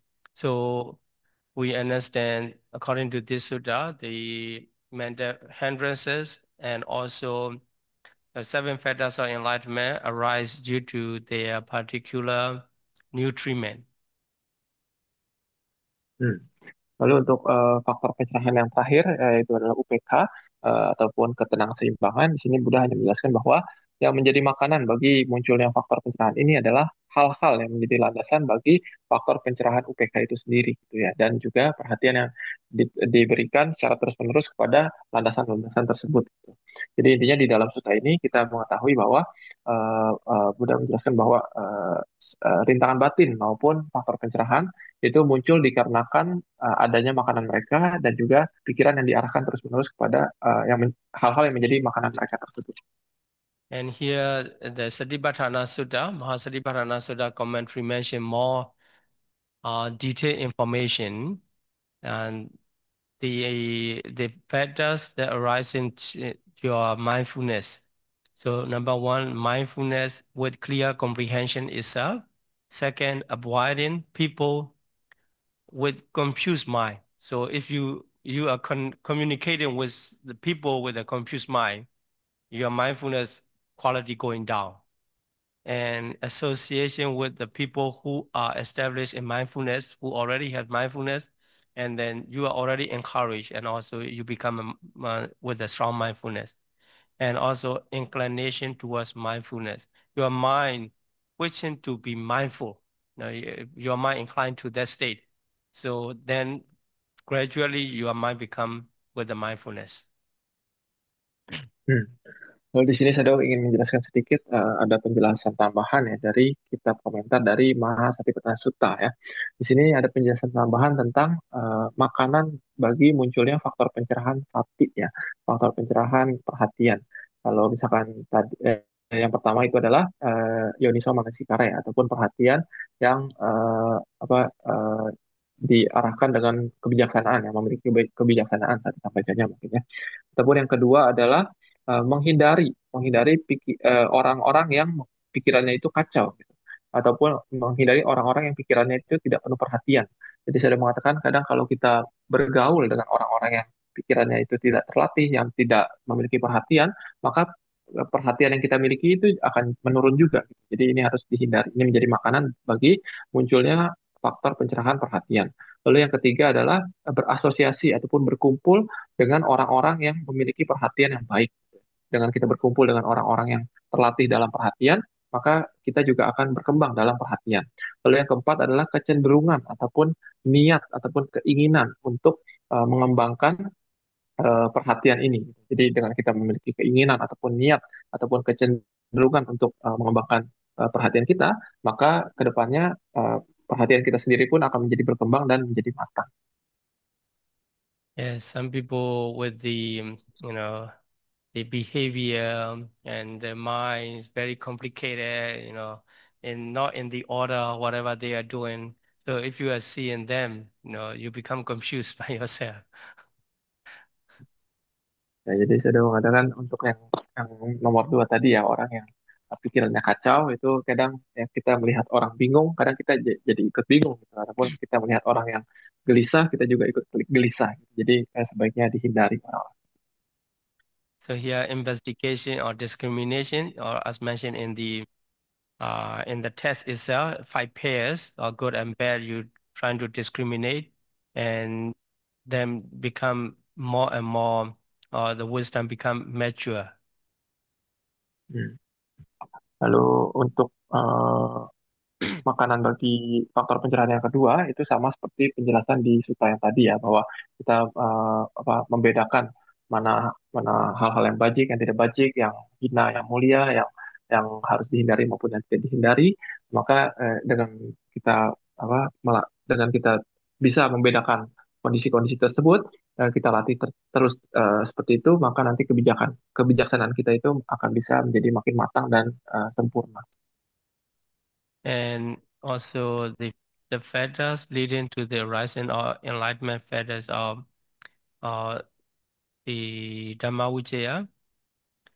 Here, the seven fetters leading to seven things leading to arising or enlightenment fetter or investigation. So inquiring about the aggregate, so inquiring about the basis, and so the Dhamma actually. So you are inquiring, and then you can get more wisdom. Hmm. Lalu di sini juga dijelaskan tentang 7 hal tambahan yang bisa menyebabkan ataupun mengarahkan kepada munculnya eh, faktor pencerahan dari Dhamma Wicaya ini, dari analisa Dhamma ini. Yang pertama adalah kita bertanya ataupun kita bertanya tentang agregat ataupun tentang hal-hal yang bermanfaat kepada orang yang lebih tahu daripada kita. Nah, ini akan membantu kita untuk berkembang dalam faktor pencerahan analisa Dhamma ini. Then the purification or the basis. So here, cleaning the body, clothes, and so forth. So this is a way of living. Also, it influence for rising of your wisdom and balancing the five controlling faculties. The sattva and wisdom. So you have to be balanced, and effort and concentration. You have to be balanced. So by the power of mindfulness. So these are controlling faculties. Hmm. Lalu yang kedua adalah kita memurnikan landasan-landasan kita. Maksudnya adalah kita memurnikan badan kita membersihkan tubuh kita mandi misalkan ya, ataupun kita cuci baju dan sebagainya. Itu juga bisa membantu untuk meningkatkan faktor pencerahan yang kedua ini dalam diri kita. Ataupun yang ketiga di sini dijelaskan bahwa dengan kita menyeimbangkan 5 daya pengendali kita ya, 5 indria kita, itu juga bisa membantu untuk meningkatkan ataupun memunculkan faktor pencerahan yang kedua ini. Jadi maksudnya adalah kita menyeimbangkan keyakinan kita dengan kebijaksanaan kita, ataupun kita menyeimbangkan usaha kita dengan konsentrasi kita. Nah, itu bisa membantu meningkatkan, memunculkan faktor pencerahan yang kedua ini. And avoiding the ignorant people and associating with the wise, you become a wise and your wisdom develop. Hmm. Lalu yang keempat adalah kita menghindari orang-orang yang bodoh yang tidak bijaksana, dan juga yang kelima adalah kita bergaul, mendekatkan diri kepada orang-orang yang bijaksana. Ini bisa membantu kita memunculkan faktor pencerahan yang kedua. And reflecting on the profound teaching. So thinking about the five aggregates, Noble Eightfold Path, something, and also inclining toward the development of your investigation power. Hmm. Lalu yang nomor 6 ini adalah cara untuk mengembangkan faktor pencerahan yang kedua ini adalah kita dengan sengaja merenungkan ataupun mempelajari tentang hal-hal yang mungkin terlihat sulit ya, yang terlihat sulit misalkan tentang jalan mulai berunsur delapan, tentang pancakanda dan sebagainya. Nah, ini bisa membantu meningkatkan dan memunculkan faktor pencerahan Dhamma Wicaya ini dalam diri kita. Ataupun yang ketujuh ini adalah kita memiliki kecenderungan ataupun memiliki aspirasi ataupun memiliki niat untuk mengembangkan faktor pencerahan yang kedua ini juga bisa membantu memunculkan dan mengembangkan faktor pencerahan yang kedua ini dalam diri kita. So you see the both of them need the inclination. Here, mindfulness inclining towards the mindfulness and inclining to be the development of enlightenment fetters or investigation. So your mind have a power to move forward. So whatever good or bad you incline to, you will reach to that state. Hmm. Jadi di sini perlu dicatat tadi ya di makanan bagi munculnya faktor pencerahan yang pertama dan yang kedua di yang paling terakhirnya itu adalah aspirasi ataupun kecenderungan kecenderungan untuk meningkatkan aspirasi untuk meningkatkan mengembangkan faktor pencerahan tersebut gitu.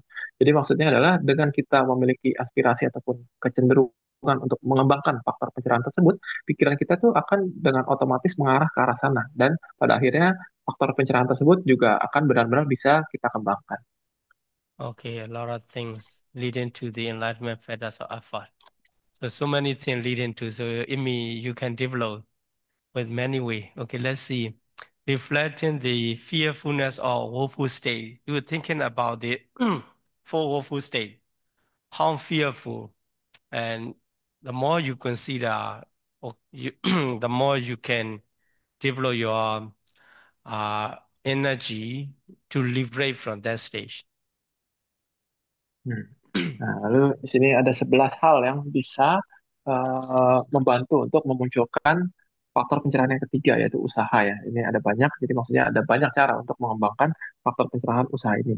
Pertama adalah kita merenungkan tentang rasa ngeri ataupun rasa bahaya dari kelahiran di alam rendah, ya. Jadi dengan kita membayangkan atau merenungkan bahaya bahwa kita bisa terlahir di alam rendah, maka kita akan bisa memunculkan usaha untuk berlatih menuju pembebasan.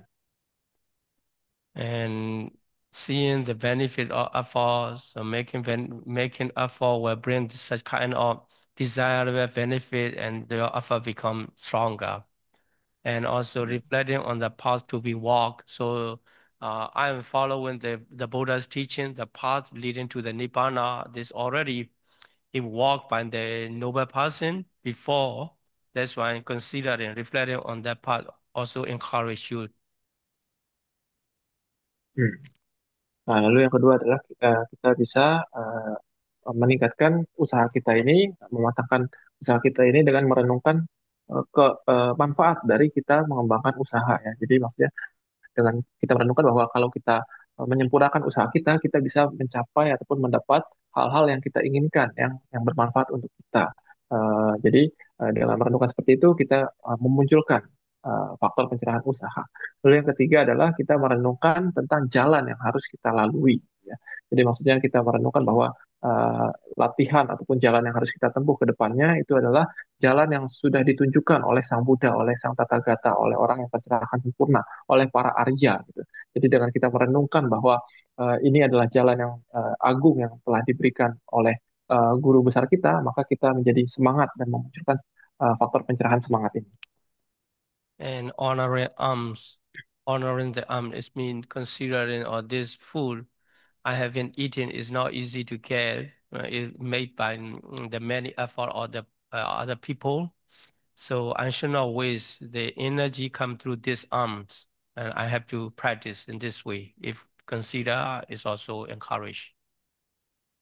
Hmm. Lalu yang keempat adalah kita bisa memunculkan semangat itu dengan kita merenungkan eh, makanan yang telah kita dapat, gitu ya. Khususnya mungkin para biku yang mendapatkan makanan dari dana umat ataupun dari dana pindapata. Jadi maksudnya dengan merenungkan bahwa oh makanan ini sebenarnya sulit untuk didapat, ini adalah pemberian dari orang lain yang diberikan dengan keyakinan yang tidak diberikan secara cuma-cuma. Jadi pada saat itu kita merenungkan dan kita akan memunculkan semangat untuk menggunakan energi yang sudah kita dapat dari mengkonsumsi makanan tersebut untuk melatih diri ya. Nah, ini adalah cara untuk meningkatkan semangat kita.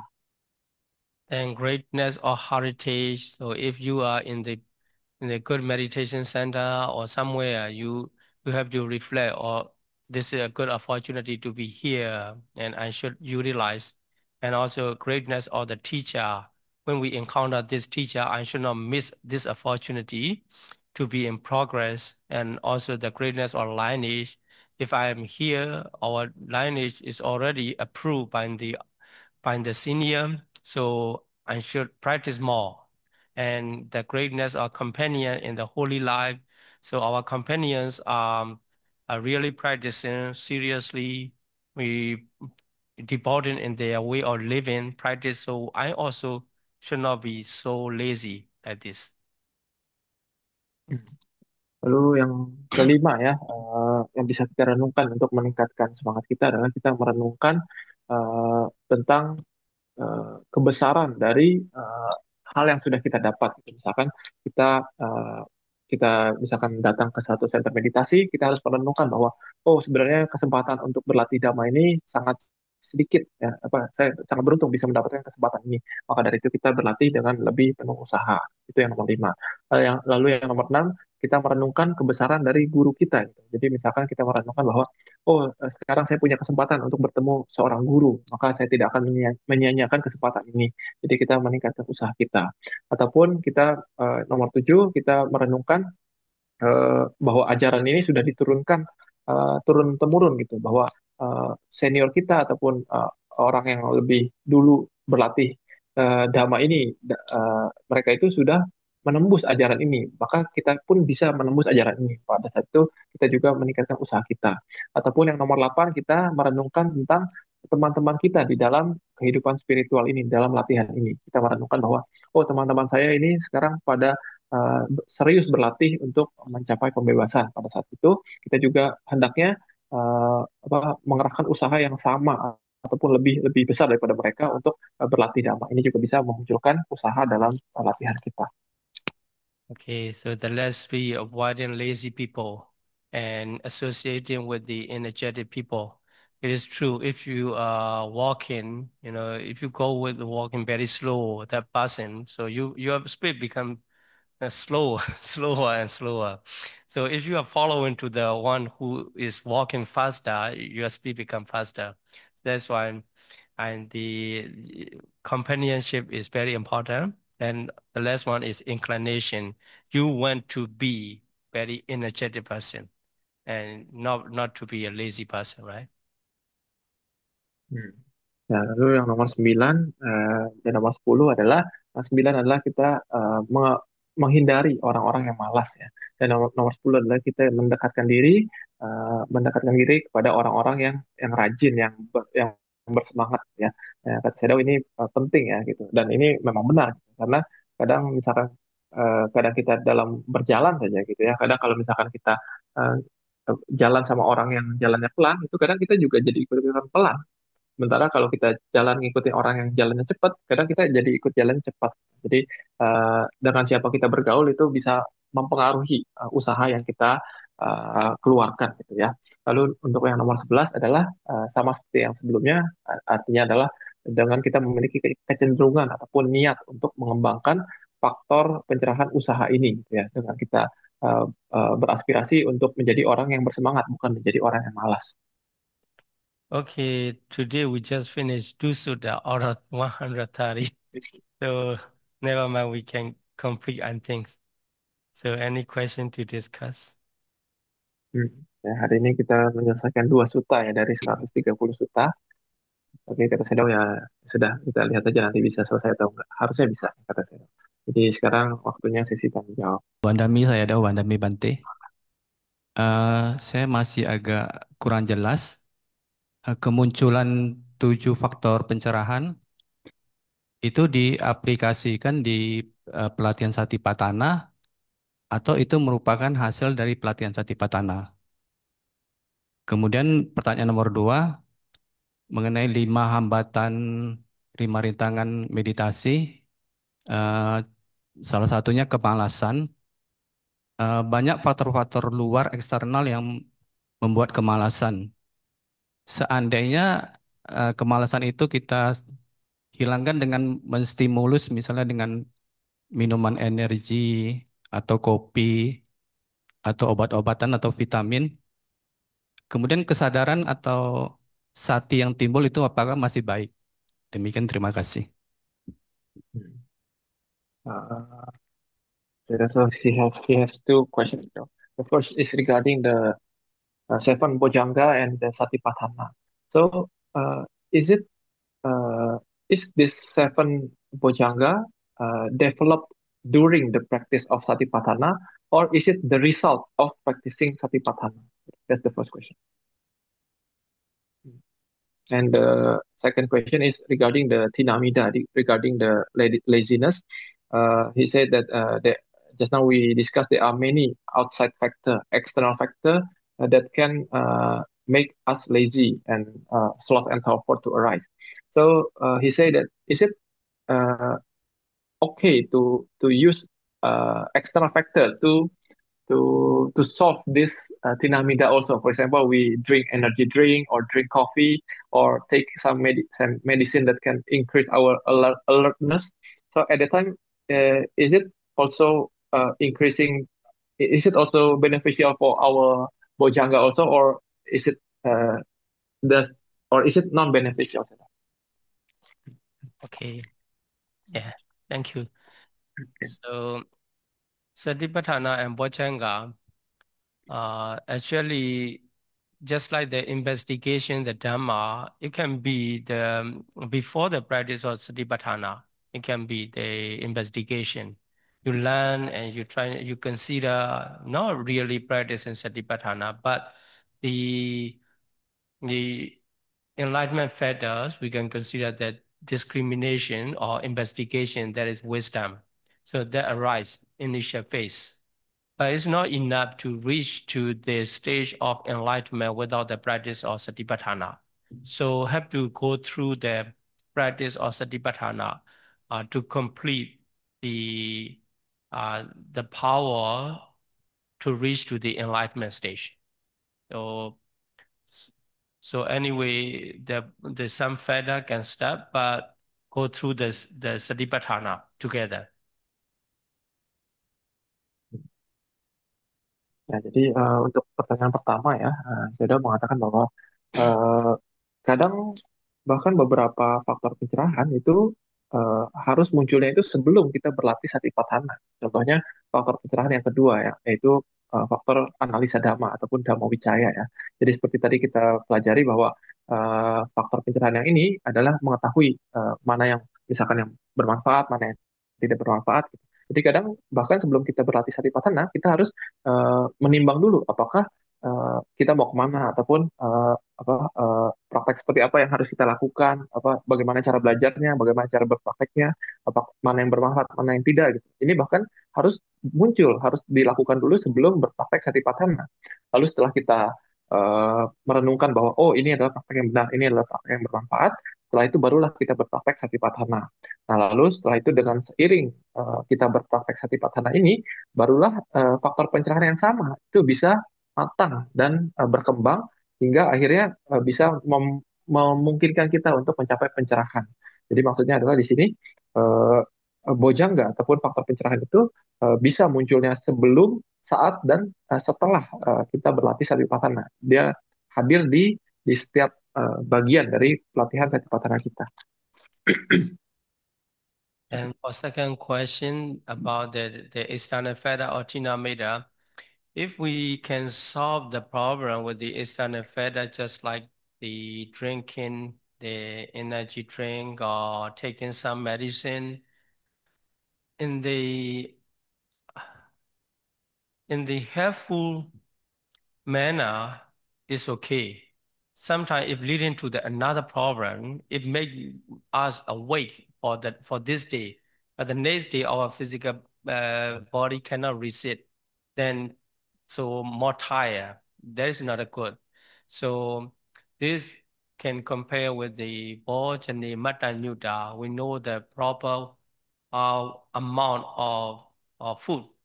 So if we over consume, overeat, that lead to the state or Tina Meda, we should not eat. In the same way, some food item or some medicine or whatever, in the helpful manner, we can use or to keep awake ourselves.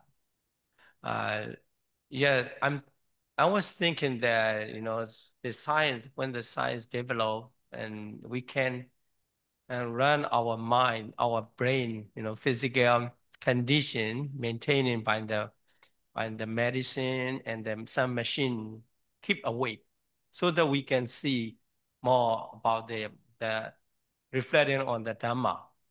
It's more helpful if no side effect. If there's side effect come, we have to evaluate the benefit and the problem.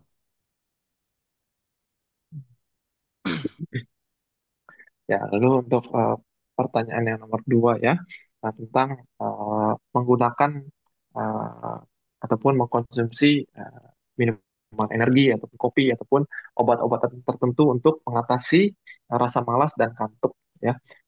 Saya mengatakan bahwa sebenarnya dengan menggunakan ataupun mengkonsumsi hal-hal seperti ini, kalau dalam batasan tertentu itu masih oke gitu ya. Ya, tapi kalau misalkan dia memiliki efek samping yang ternyata berbahaya, itu sebaiknya jangan ya. Misalkan kadang kita dengan mengkonsumsi obat ini atau mengkonsumsi minuman ini, hari ini kita akan menjadi sangat semangat gitu. Tapi ternyata nanti besok harinya itu malah kita menjadi jauh lebih capek dari sebelumnya. Nah, pada saat itu kata beliau sebenarnya ini tidak terlalu dianjurkan karena ada efek sampingnya ya. Jadi sebenarnya yang lebih dianjurkan oleh Shadow itu adalah seperti kita berpraktek bojana mata nyuta. Artinya adalah kita tahu batas makan kita gitu ya. Karena kita mengetahui kalau kita terlalu banyak mengkonsumsi sesuatu, maka ya akan muncul kemalasan dan kelambanan ini. Jadi begitu juga dengan kita mengkonsumsi obat-obatan, kita harus tahu batasnya. Bahwa kadang kita terlalu banyak untuk mengkonsumsi suatu obat-obatan ataupun suatu minuman energi ataupun kopi misalnya, kadang ada efek sampingnya gitu ya. Kalau ternyata efek sampingnya itu lebih buruk daripada sebelumnya, ya sebaiknya kita hindari seperti itu ya. Kita mengkonsumsi secukupnya saja itu tidak masalah gitu ya. Nah, saya juga membayangkan ya mungkin di masa depan itu dengan perkembangan teknologi, dengan perkembangan ilmu medis, ilmu kedokteran, mungkin nanti di masa depan itu mesin ataupun ilmu-ilmu kedokteran itu bisa mempertahankan kita itu tubuh kita itu agar tidak tidur misalkan ataupun uh, disuplai tubuh kita itu dengan berbagai jenis kimia atau apa agar kita itu selalu sadar gitu. Nah, tapi kalau misalkan di masa depan seperti itu, kalau memang dengan cara seperti itu tidak ada efek samping yang buruk, itu Sedo tidak masalah, itu Sedo menganjurkan. Gitu. Tapi kalau misalkan nanti ternyata ada efek sampingnya dari kita selalu mensuplai tubuh kita itu dengan hal-hal luar dan ada efek sampingnya, itu harus dievaluasi lagi ya dari seberapa kuat efek sampingnya itu. Wandami Sayadaw, Wandami Bante. Uh, Sayadaw, what is the meaning of Anupaya Manasikara and Upatha Manasikara? Yes. Okay, the meaning is upata. Okay, here. That is a methodological, I mean, not a reasonable way of approach. So,